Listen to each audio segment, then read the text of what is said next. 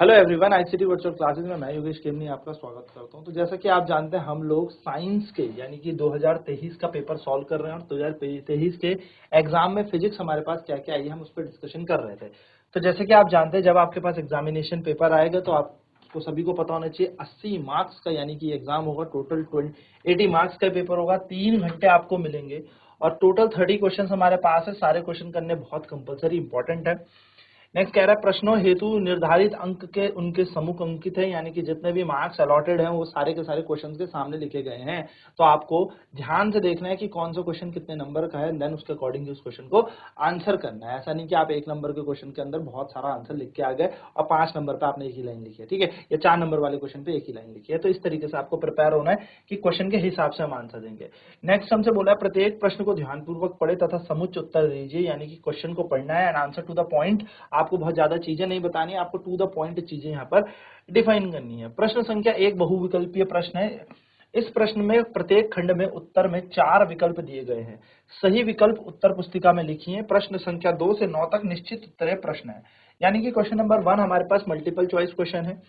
4 options are given in answer of each part of the question. तो हमें 4 options यहाँ पे दे रखे होंगे। Write correct option in your answer book, यानी कि हर एक क्वेश्चन में अपना सही आंसर दिखेंगे या आपको अपने आंसर बुक में राइट आंसर लिखना है। Question number 2 to 9 are definite answer type question, और 2 से लेकर 9 तक आपके एकदम निश्चित, आप कह सकते हो 2 से लेकर 9 तक निश्चित आंसर वाले आपके क्या है, एकदम डेफिनेट आंसर होगा, जिनका वन वर्ड आंसर होगा, या आप इस तरीके से इनको आंसर देंगे कि जिनका एक फिक्स आंसर है। प्रश्न संख्या 1 का प्रत्येक खंड 1 अंक का है, आपको ये याद होना चाहिए, पता होना चाहिए कि जितने भी प्रश्न एक खंड के अंदर आते हैं वो 1-1 नंबर के हैं।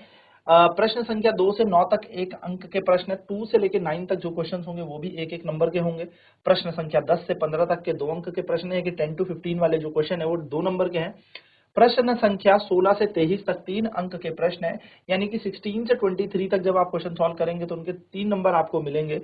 एंड प्रश्न संख्या 24 से 30 तक के 4 अंक के प्रश्न है, यानी कि आपके पास जो हर एक पार्ट में क्वेश्चन आएगा वो 1-1 मार्क्स का है, यानी कि क्वेश्चन जो पहले पार्ट का क्वेश्चन है वो 1 नंबर का है। क्वेश्चन नंबर 2 to 9 भी 1 मार्क्स के हैं। क्वेश्चन नंबर 10 to 15 जो है वो 2 मार्क्स के होंगे हर एक क्वेश्चन।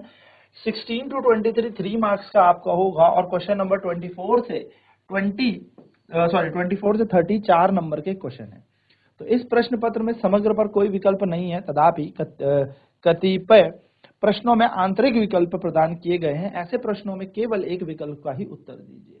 क्वेश्चन कह रहा है, there is no overall choice in this question paper, यानी कि पूरे क्वेश्चन पेपर में तो ऐसी कोई चॉइस नहीं है कि आप इसको छोड़ के ये वाला कर लो, लेकिन यस इंटरनल चॉइस आपको दे रखी है, यानी कि इंटरनल चॉइस है, यानी कि एक क्वेश्चन होगा उसमें इंटरनल आपको चॉइस यहाँ पर दे रखी होगी। Has been provided in few questions, attempt only one of the given choices in such questions. तो आपको सिर्फ क्या करना है, उनमें से जो बेटर क्वेश्चन आता है उस तरीके से आपको उसका आंसर देना है।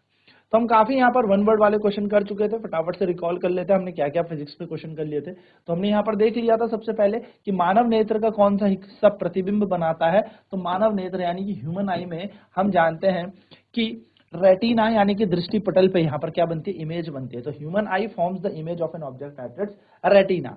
ये क्वेश्चन हम कर चुके थे। नेक्स्ट क्वेश्चन है, विद्युत प्रतिरोध का एसआई मात्रक क्या है, यानी कि the SI unit of electrical resistance. SI मात्रक क्या है, तो रेजिस्टेंस की बात हो रही है यहाँ पर, प्रतिरोध की बात हो रही है, और प्रतिरोध का जो रेजिस्टेंस की जो यूनिट होती है वो ओम होती है। याद रखिएगा, ओम मीटर आपकी रेजिस्टिविटी प्रतिरोधकता की इकाई यहाँ पर आपको देखने को मिलेगी। नेक्स्ट क्वेश्चन में आपको बोला था एक अवतल लेंस है, यानी कि हमारे पास एक अवतल लेंस है जिसकी फोकस दूरी 20 सेंटीमीटर है, इसकी क्षमता निकालनी है, यानी कि the focal length of concave lens is 20 centimetre. Focal length आपको कितनी दे रखी है, 20 सेंटीमीटर। अब आपका लेंस कौन सा है, कॉन्केव लेंस है। कैसा लेंस है, कॉन्केव लेंस है। तो आपको पता होना चाहिए जो अवतल लेंस है इसकी फोकस दूरी हमेशा नेगेटिव होती है, ऋणात्मक होती है। पावर का सूत्र होता है 100 अपॉन में फोकल लेंथ। अब फोकल लेंथ सेंटीमीटर में आप उपयोग कर सकते हो क्योंकि ऊपर अपने 100 लगाया है।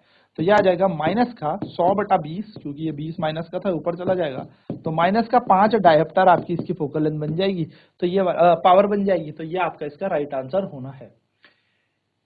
नेक्स्ट हमारे पास ये पूरे के पूरे क्वेश्चन जो थे वो किसके दिए हैं, एक एक नंबर के क्वेश्चन है पर केमिस्ट्री के क्वेश्चन है। नेक्स्ट हमारे पास अगर इस क्वेश्चन की बात की जाए छठे, what is the frequency of alternating current, AC current की क्या फ्रीक्वेंसी होती है। तो हमें याद रखनी, एसी करंट की इंडिया में फ्रीक्वेंसी होती है 50 हर्ट्ज। आपको डायरेक्ट आंसर लिखना है the frequency of alternating current produced in India is 50 hertz. अच्छा, मैं फिर भी आपको एक एक्स्ट्रा चीज बता देता हूँ, वोल्टेज कितना होता है, 220 वोल्ट पावर सप्लाई हमारे यहाँ आती है, और आवृत्ति जिसकी होती है 50 हर्ट्ज। नेक्स्ट आपसे कह रहा है what is the commercial unit of electrical energy. तो कमर्शियल यूनिट होती है किलोवाट घंटा, किलोवाट आवर हम इसको कमर्शियल यूनिट कहते हैं। कमर्शियल यूनिट वह यूनिट होती है, यानी कि व्यवसायिक मात्रक क्या है या व्यापारिक मात्रक क्या है, जिसमें हम बिजली को बेचते हैं, एंड देन वो बेचने की जो हमारे पास इकाई है वो किलोवाट घंटा है। 1 किलोवाट घंटे के अंदर यानी कि 1 किलोवाट आवर के अंदर 3.6 इंटू 10⁶ जूल हमारे पास होते हैं। नेक्स्ट क्वेश्चन कह रहा है हमारे पास यहां पर आगे फिजिक्स का, व्हाट इज हाइपरमेट्रोपिया। तो हमने हाइपरमेट्रोपिया भी डिस्कशन कर लिया था। हाइपरमेट्रोपिया यानी कि हमारे पास हो गया दूरदृष्टि दोष। तो जहां पर आंखों को एक ऐसा डिफेक्ट है, यानी कि हमारी आंखों की ऐसी एक दृष्टि दोष है जिसमें हमें दूर की वस्तु तो साफ दिखाई देती है, दूर की वस्तु साफ दिखाई देगी लेकिन पास की वस्तु साफ नहीं दिखाई देगी। तो आप कह सकते हो upper defect of a human eye in which a far object can seen clearly और can be seen clearly but the near by objects can not seen clearly. कैसा लेंस हम इस पे यूज करते हैं, which type of lens use, तो हम इसकी करेक्टनेस के लिए कॉन्वेक्स यूज करते हैं, यानी कि उत्तल लेंस का उपयोग करते हैं। ठीक है, तो ये हमने यहाँ पर देख लिया था, 2 नंबर हमारे यहाँ पर पूरे बन गए, कॉन्वेक्स लेंस का हम उपयोग करते हैं। ठीक है, चलिए आगे बढ़ते हैं। नेक्स्ट क्वेश्चन हमारे पास था, स्टेट करेंगे फ्लेमिंग के लेफ्ट हैंड रूल को। तो फ्लेमिंग का लेफ्ट हैंड रूल क्या कहता है, जब आप अपने लेफ्ट हैंड के थंब को, इंडेक्स फिंगर को और मिड फिंगर को यानी कि अंगूठे को, अपनी इंडेक्स फिंगर को और अपने मिडिल फिंगर जो बीच की हमारी उंगली, इन तीनों को 90 डिग्री में आपस में, लेफ्ट हैंड है उल्टे वाम हस्त के, तो लेफ्ट हैंड को जब आप क्या करेंगे ऐसे एक्सपेंड करेंगे 90 डिग्री में, परपेंडिकुलर इसको स्ट्रेच करेंगे। सो जो थंब है, इंडेक्स फिंगर है और जो मिडिल फिंगर है, ये कुछ ना कुछ पॉइंट करेंगे। तो ये इंडेक्स फिंगर आपको बताती है मैग्नेटिक फील्ड यानी कि चुंबकीय क्षेत्र की दिशा बताएगी, ये बताएगा आपको इलेक्ट्रिक करंट यानी कि धारा की दिशा बताएगी। तो अंगूठा जो आपका जो ऊपर की तरफ अभी जा रहा है, ये बताता है डायरेक्शन ऑफ मोशन, या आप कह सकते हो बल के बारे में बताता है, फोर्स के बारे में बताता है। सो आप स्ट्रेट कर सकते हैं इसे, on stretching the left hand of our head such that the thumb, index finger and the forefinger, or you can say the middle finger, are perpendicular to each other, then the index finger pointing the direction of or indicating the direction of magnetic field, the mid finger indicating the direction of the current, then the thumb will indicate the direction of force or motion। जब हम अपने वामहस्त के 3 उंगलियों को, अंगूठे को, अपनी index finger को और अपनी मिड फिंगर को, बीच की उंगली को लंबवत यहाँ पर एक दूसरे से खींचे, तो जो हमारी इंडेक्स फिंगर है ये चुंबकीय क्षेत्र बताएगी, मिडिल फिंगर यानी कि जो बीच में हमारी ये उंगली है ये बेसिकली क्या बताएगी, इट विल इंडिकेट, यह दर्शाएगी धारा की दिशा को, और जो ये बल या गति है ये कौन बताएगा, ये अंगूठा बताएगा। ठीक है, चलिए नेक्स्ट क्वेश्चन भी हम यहाँ पर कर चुके थे। 2 electric bulb A and B are marked 60 watt, 240 watt and 100 watt, 240 volt respectively, which of the greater resistance. तो हमने पावर निकालने का सूत्र देखा था V स्क्वायर अपॉन R, तो R इज इक्वल्स टू बन जाएगा V स्क्वायर अपॉन में P, है ना। तो पहले वाले के लिए हमारे पास देखो P R1 निकाल लेते हैं, तो V का स्क्वायर कितना हो जाएगा 240 गुणा 240, क्योंकि स्क्वायर है नीचे आ जाएगा 60, तो ये पूरा इसको उड़ा देगा 4, 24 96, 960 यहाँ पर कितना आ जाएगा, ओम आ जाएगा पहला, इसका आ गया 960 ओम। वहीं पर अगर हम इसकी बात करें तो यहाँ बन जाएगा 24 गुणा 240 गुणा अपॉन 100, या R2 बन जाएगा। तो 0 से 0 कैंसिल, तो 576 ये बन जाता है। तो हम समझ में आता है ये वाले बल्ब का रेजिस्टेंस ज्यादा है, तो हम कह सकते हैं bulb A has more resistance than bulb B। ये अभी हम कर चुके हैं, इस तरीके से इस क्वेश्चन को सॉल्व करना है। सो आई होप ये छोटे छोटे क्वेश्चंस आपको क्लियर होते जा रहे होंगे कि किस तरीके से हमें ये क्वेश्चन करना है। अब नेक्स्ट क्वेश्चन सर्किट डायग्राम था। अब इस क्वेश्चन को मैं आपको दिखाऊंगा कि किस तरीके से अगर आपके एग्जाम में ऐसा कोई क्वेश्चन आए तो आपको सॉल्व करना है, और क्या क्या तरीके या किस तरीके से आपको इस पर लिखना है, क्योंकि ये क्वेश्चन जो होता है ना पूरा प्रॉपर सॉल्व करके आना होता है, डायरेक्ट सॉल्व करके काम नहीं चलेगा। नंबर तो है मिल जाएंगे, लेकिन हमें पूरे नंबर चाहिए, तो हम इसको पूरा का पूरा तरीके से लिख के आएंगे। तो अब हम क्वेश्चन नंबर 21 की बात कर रहे हैं। In the given circuit diagram calculate, आपको यहाँ पर 2 दिए हैं। देखो पहले में बोला है total resistance of the circuit, जो कि 2 नंबर का है, और दूसरा क्वेश्चन कह रहा था total current in the following circuit, यानी कि जो 1 नंबर का है। यानी कि अगर आप ऊपर वाला हिस्सा करके आएंगे, सिर्फ क पार्ट करेंगे, इसका क हिस्सा करेंगे, तो आपको 2 नंबर मिलेंगे। अगर आप क नहीं करते, ख करते तो 1 मिलेगा, लेकिन अगर आप दोनों करेंगे तो आपको 3 नंबर यहाँ पे पूरे मिल जाएंगे। तो चलिए फटाफट इस सर्किट को बनाते हैं अपनी कॉपी में। तो 4, 6, 12 हमारे कैसे लगे हैं, समांतर में इस तरीके से लगे हैं कि एक 8 ओम का प्रतिरोध है, एक इस तरीके से, इस डायग्राम को हम अपनी कॉपी पे बनाते हुए, थोड़ा जूम करके बना रहा हूं जिससे आपको आसानी हो। तो 8 4 6 12, यह है 8 ओम, यह है 4 ओम, यह है 6 ओम और यह है 12 ओम। ये इस तरीके से लगाए। फिर एक बैटरी हमारे पास यहाँ लगाई है और एक की हमारे पास जोड़ दी है। इस तरीके से हमारे पास पूरा ये डायग्राम आपको दे रखा है। 12 वोल्ट की बैटरी हमारे पास है। हमसे पहला पार्ट इस क्वेश्चन में क्या पूछा है? हमसे पहला पार्ट इस क्वेश्चन में पूछा है total resistance of the circuit. क्या किया है? Total resistance of the circuit, यानी कि परिपथ का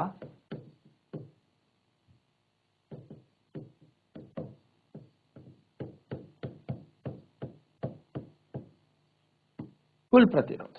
तो देखिए यहां पर हम क्या करेंगे, इस डायग्राम में जो हमारे पास डायग्राम है, इसमें ये वाले रेजिस्टेंस को हम R1 मान लेते हैं, या R2 मान लेते हैं और या R3 मान लेते हैं। हम लिखेंगे भी इनको, ठीक है, और इसको R4 मान लेते हैं।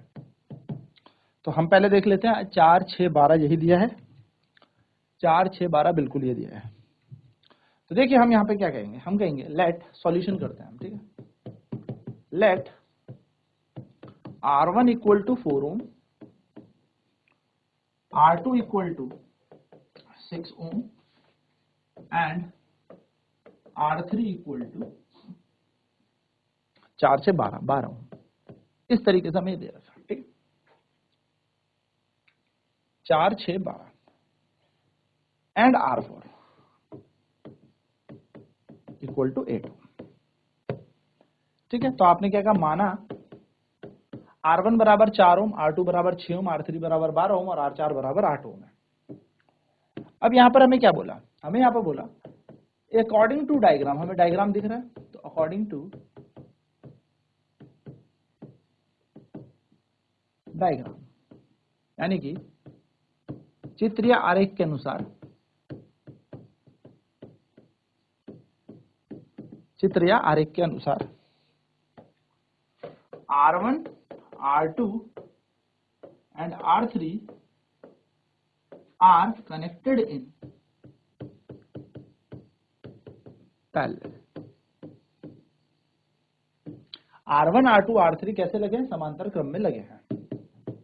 तो R1 R2 और R3 समांतर क्रम में लगे हैं। तो माना लेट R डैश मान लिया मैंने इनका नेट रेजिस्टेंस, R डैश इनका क्या है, मैंने कुल प्रतिरोध मान लिया। क्या मान लिया? कुल प्रतिरोध। R डैश इसका क्या है? कुल प्रतिरोध है, ठीक है, R डैश कुल प्रतिरोध है। तो हम जानते हैं according to the formula of parallel combination, यानी कि समांतर क्रम के सूत्र अनुसार,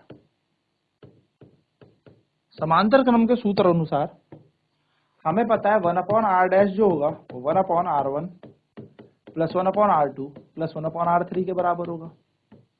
लगा देते हैं, तो 1/r डैश बराबर 1/4 प्लस 1/6 प्लस 1/12, यानी कि यहाँ पर हमारा एलसीएम कितना आ जाएगा? एलसीएम एक ऐसा नंबर होता है जो तीनों से डिवाइड हो सके।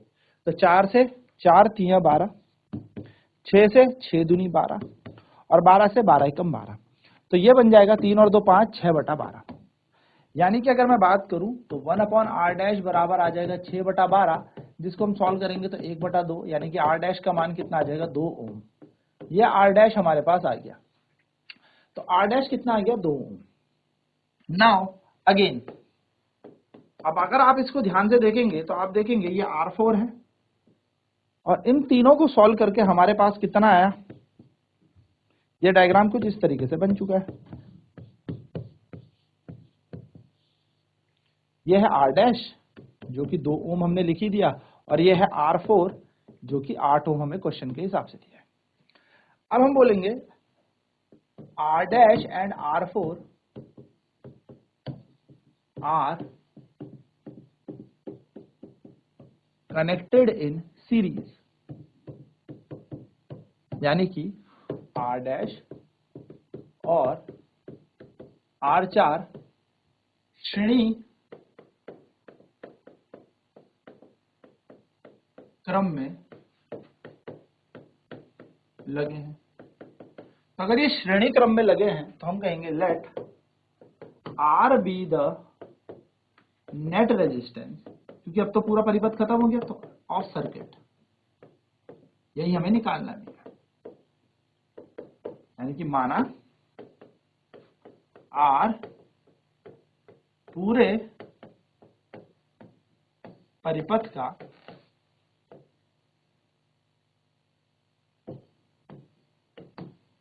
कुल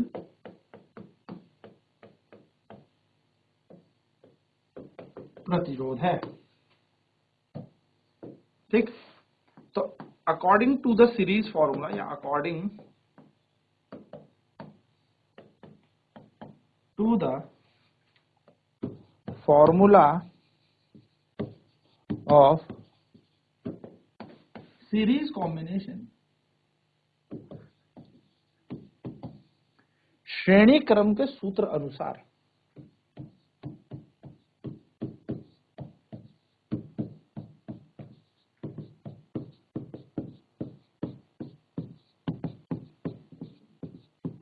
श्रेणी क्रम के सूत्र अनुसार हम जानते हैं R बराबर क्या होगा, R डैश प्लस R4 होगा, सीधी सी बात है। तो R बराबर R डैश निकाला हमने 2 ओम और R4 दे रखा था हमें 8 ओम, है ना। R डैश हमने कितना निकाला, 2 ओम निकाला भी इसे सॉल्व करके, दोनों सीरीज पे लगे हैं तो R बराबर हो जाएगा 8 प्लस 2 10 ओम। तो ये हमारा नेट रेजिस्टेंस आ गया सर्किट का। तो हम लिखेंगे हेंस द नेट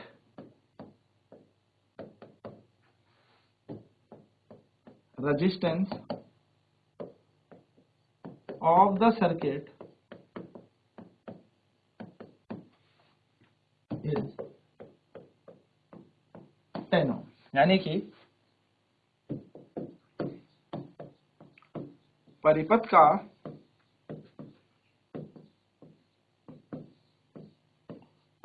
कुल प्रतिरोध 10 ओम है। तो ये हमारा फाइनल आंसर आ जाएगा। तो 2 नंबर हमारे ऐसे पूरे हो जाएंगे। चलिए फटाफट से नोट कर लेते हैं कैसे हमें टोटल रेजिस्टेंस निकालना है। तो ये हमें क्वेश्चन नंबर दे रखा था, क्वेश्चन इस तरीके से दे रखा था कि R4 है, R1 R2 R3 हमने मान लिया, और 12 वोल्ट की हमें बैटरी दे रखी है। यहाँ पे एक एमीटर भी जोड़ा हुआ है इन्होंने ना, इस तरीके से क्वेश्चन दे रखा है हमें कि एक एमीटर भी यहाँ पे लगाया हुआ है इस तरीके से, और हमसे बोला है कि पहले कुल प्रतिरोध बताओ, टोटल रेजिस्टेंस बताओ। तो R4 R6 R12 हमें इस तरीके से दे रखा है। तो हमें साफ पता है ये तीनों के तीनों कैसे दिख रहे हैं, ये तीनों के तीनों हमें पैरेलल दिख रहे हैं। पैरेलल यानी कि हमें तीनों के तीनों समांतर क्रम में दिखाई दे रहे हैं। तो समांतर क्रम में दिखाई दे रहे तो हम सबसे पहले इन्हें सॉल्व करेंगे। तो हम लिखेंगे total resistance of the circuit हमें यहाँ पर निकालना है ना, हमें परिपथ का कुल प्रतिरोध निकालना है, total resistance of the circuit निकालना है। तो माना R1 R2 R3 R4 की वैल्यू 4 6 12 8 हमने इनको माना। So according to diagram चित्र के अनुसार R1 R2 और R3 are connected in parallel, R1 R2 R3 समांतर क्रम में लगे हैं। तो R डैश इनका कुल प्रतिरोध माना मैंने। तो according to the formula of parallel combination यानी कि समांतर क्रम के सूत्र अनुसार 1/R dash is equal to 1/R1 plus 1/R2 plus 1/R3 होना था। R डैश की जगह R डैश, R1 की वैल्यू 4 है, R2 की 6 हो गई, 12 हो गई, एलसीएम लेंगे तो 12 6/12, यानी कि R डैश का मान निकाला जाएगा तो 12/6 हो जाएगा। इस तरीके से हमें सॉल्व करना है। चलिए फटाफट नोट करें।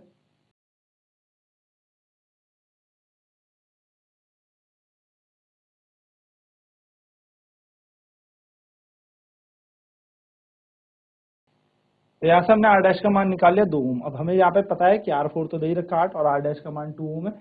अब हमें सर्किट में पूरा कनेक्शन का पूरा रेजिस्टेंस पूछा है। तो R डैश हमने यहाँ पे R मान लिया, हमने यहाँ पे पूरा नेट रेजिस्टेंस, पूरे परिपथ का कुल प्रतिरोध। So according to the formula of series combination, श्रेणी क्रम के सूत्र अनुसार हम लोग सभी जानते हैं कि R जो होता है वो R1 प्लस R2 के इक्वल होता है ना, यही तो फॉर्मूला होता है, R1 plus R2 plus R3 and so on, इस तरीके से चलता है ना। तो यहाँ पर R डैश प्लस R4 बन जाएगा ये फॉर्मूला, तो R डैश का मान 2 दे रखा है, R4 का मान 8, दोनों को जोड़ा 10, तो हमारा आंसर फाइनली क्या बन जाएगा, तो नेट रेजिस्टेंस इस सर्किट का बन जाएगा, यानी कि इस परिपथ का कुल प्रतिरोध बन जाएगा हमारे पास 10 ओम। तो 10 ओम हमारा यहाँ पर क्या आ गया, नेट रेजिस्टेंस सर्किट का आ गया, तो ये हमारा फाइनल आंसर यहाँ पर बन गया। अब नेक्स्ट हमसे पूछा है करंट कितना यहाँ पर फ्लो होगा इस क्वेश्चन में, तो पहला क्वेश्चन तो हम कर चुके हैं। तो अब दूसरा पूछ रहा है total current of the circuit. अब सर्किट पे कितना करंट जाएगा, तो 12 वोल्ट की बैटरी लगी है, तो अगर हम यहाँ पर बात करें सेकंड कि करंट, तो let I is equals to total current मान लेते हैं, यानी कि I को हमने क्या मान लिया, कुल धारा मान ली, परिपथ में कुल धारा कितनी मान ली I, टोटल करंट हमारा I हो गया, वोल्टेज कितना दिया है क्वेश्चन में, यानी कि बैटरी में हमें पोटेंशियल डिफरेंस दिया है, वोल्टेज दिया है कितना, कितने वोल्ट की बैटरी है ये, तो हम देखेंगे यहाँ पर हमें वोल्टेज V का मान दे रखा है 12 वोल्ट, और अभी हमने टोटल रेजिस्टेंस भी निकाल लिया सर्किट का, यानी कि कुल प्रतिरोध निकाल लिया है ना, टोटल रेजिस्टेंस निकाल लिया R, तो R बराबर कितना बन जाएगा हमारे पास 10 ओम अभी हमने यहाँ पे निकाल लिया था। सो हमको निकालना है करंट, तो हम लगाएंगे ओम्स लॉ, तो हम लिखेंगे अकॉर्डिंग टू ओम्स लॉ या अप्लाइंग ओम्स लॉ, ओम के नियम अनुसार। तो ओम के नियम अनुसार अगर हम देखें तो V इज इक्वल्स टू क्या होता है IR, ये हमारे ओम्स लॉ होता है, तो V की वैल्यू कितनी दे रखी है 12, I का मान हमें निकालना है और R का मान दे रखा है 10, तो I की वैल्यू कितनी बन जाएगी V अपॉन में R, V दे रखा है 12 बटा 10, सॉल्व करेंगे तो 1.2 एम्पियर, तो हम कहेंगे करंट कितना आ जाएगा, तो current in the circuit will be 1.2 ampere, यानी कि परिपथ में धारा कितनी आ जाएगी 1.2 एम्पियर आ जाएगी, ये हमारा फाइनल आंसर बन जाएगा ऑप्शन नंबर 2। चलिए नेक्स्ट बात करते हैं अगले क्वेश्चन की।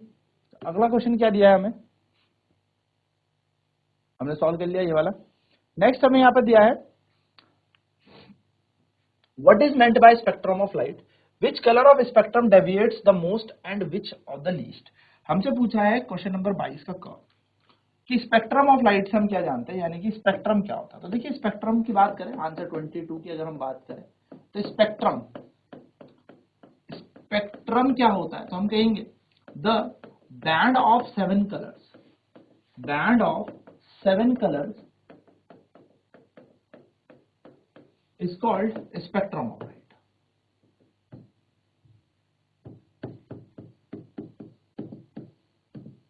यानी कि 7 रंगों का जो बैंड बनता है, 7 रंगों का बैंड स्पेक्ट्रम कहलाता है।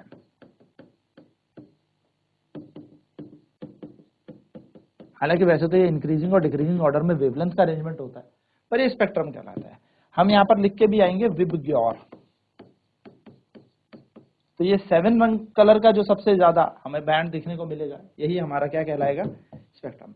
नेक्स्ट कह रहा है विच कलर डेविएट लीस्ट और मोस्ट। तो देखो सबसे ज्यादा डेविएट कौन करेगा, वॉयलेट, तो हम लिखेंगे वॉयलेट कलर डेविएट्स, देखो जैसा क्वेश्चन हमसे पूछा है वैसे ही हम लिखेंगे, most and red colour deviates least, बस इसके अलावा हमें और कुछ इसमें आंसर नहीं लिखना। यानी कि बैंगनी रंग सबसे ज्यादा विचलित होता है, बैंगनी रंग का सबसे ज्यादा विचलन होता है और लाल रंग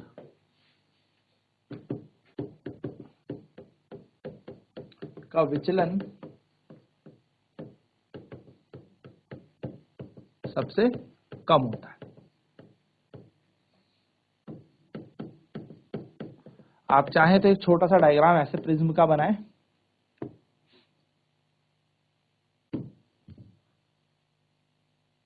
इस तरीके से ऐसे, और आप यहां से एक वाइट लाइट तो नहीं दिखा पाऊंगा तो मैं येलो कलर की यहाँ पे एक लाइन खींच रहा हूं, आप ऐसे करके करें। रेड, थोड़ा सा आगे इसको कर ले, रेड को सबसे ऐसे रखें और वॉयलेट यानी कि बैंगनी को सबसे, या ब्लू को सबसे नीचे। तो ये वॉयलेट और ये रेड, आप समझ जाएंगे सबसे ज्यादा विचलित कौन हो रहा है। तो सबसे ज्यादा विचलित हो रहा है, नाम दे दे इस प्रिज्म को ए बी सी, नाम दे दो ए, या मैं इसको दूं नाम पी क्यू। अब इस तरीके से ये लाइन टूट गई। तो इस तरीके से आप यहाँ पर क्या बना सकते हो, इसका डायग्राम बना सकते हो। नेक्स्ट क्वेश्चन आपसे सीधे पूछा जा रहा है, मानव नेत्र की समस्या दृष्टि के लिए हर बिंदु तथा निकट बिंदु नेत्र कितनी दूरी पर होता है।